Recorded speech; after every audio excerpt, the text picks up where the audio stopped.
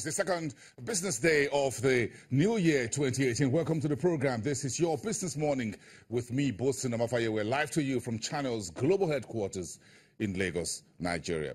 We have quite a few stories in the news this morning, but as the circumstance really is, let's start with the fuel scarcity yet to abate. Meetings between the NNPC and oil importers and marketers yet to resolve the scarcity that started in the first week of December 2017. We're now technically in the fifth week, technically speaking, of this petrol scarcity that was first announced by independent marketers in the last week of November. Yesterday, critical meetings held between the government agencies at the Villa failed to provide any headway as to where we're going. So we're back to business, and the fuel queues are still there on the streets.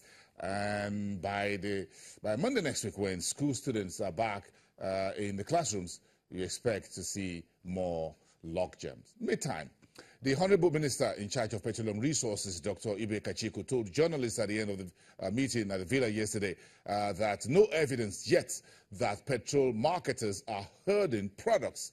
Hence, there's no reason to punish them.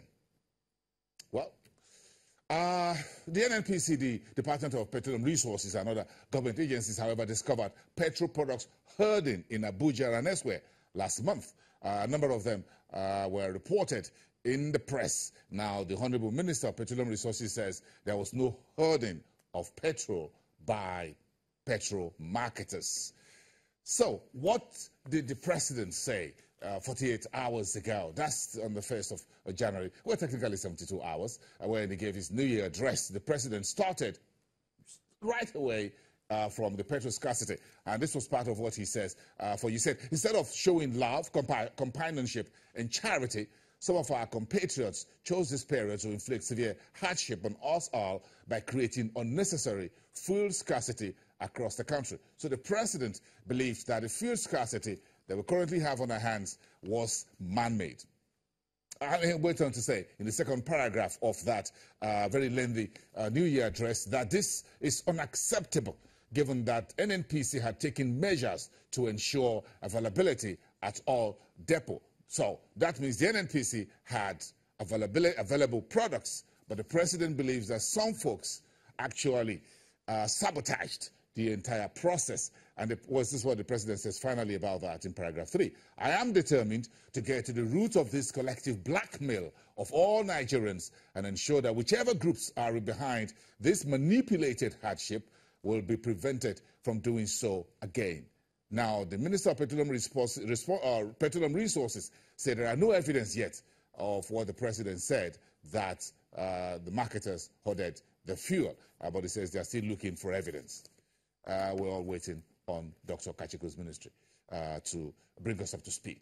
Let's get to the speed of electricity. Did you notice a part of a power outage overnight, less than 12 hours ago? Yes, the Power Ministry this morning reporting via his Twitter handle that fire occurred at the Escravos Lagos pipeline system of the Nigerian Gas Processing and Transport Company, which is a subsidiary of the NNPC. That's the pipeline that carries gas into the power generating companies that supply to Lagos, Nigeria's economic epicenter. It says there was a fire overnight on that facility from Escravos, where the gas pipeline came from. So it said the TCN, that's the Transmission Company of Nigeria, and the power generating companies are working to restore operation of the national grid that has been consistent since September last year. So, okay, let's move on to Abuja, where the new airport facilities is being built. But before it's finished, the airport is already defective. And now the government is looking for $500 million to correct defects in an airport that is not yet completed. So, the Honorable Minister of State in charge of aviation, Senator Hadi Sirika, went on the tour yesterday, and he says the anomalies will be fixed at the Nnamdi Azikiwe International Airport Terminal building. What did he find? Let's look at it. He says the Terminal D, which is being built by the Chinese, was badly built by the company, the Chinese firm called the CCECC, violating Abuja Airport Master Plan, and this looks really interesting. The new terminal blocks the control tower. It obstructs the fire system. It has no sewage system. It has a power issues, and the apron is small. So how did we build such a terminal in the first place?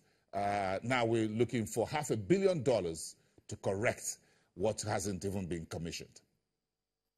Let's move on to Borno State, the epicenter of the Boko Haram insurgency. Governor Shettima is budgeting 170.3 billion naira for 2018. He calls it the budget of resettlement and empowerment. Well, that sounds very appropriate for a state where thousands and thousands of women and children need resettling and empowerment to move on with their lives, in particular those who've been rescued from that deadly insurgency. This is the breakdown of Shettima's budget for 2018, and it looks like something a little bit different from many other states in Nigeria. Look at the numbers, and we'll get to where we're going right now. The headline figure is actually smaller in size, the total package, 7.3% than what Borno State budgeted for year 2017, less by 13 billion. Now that's 170.3.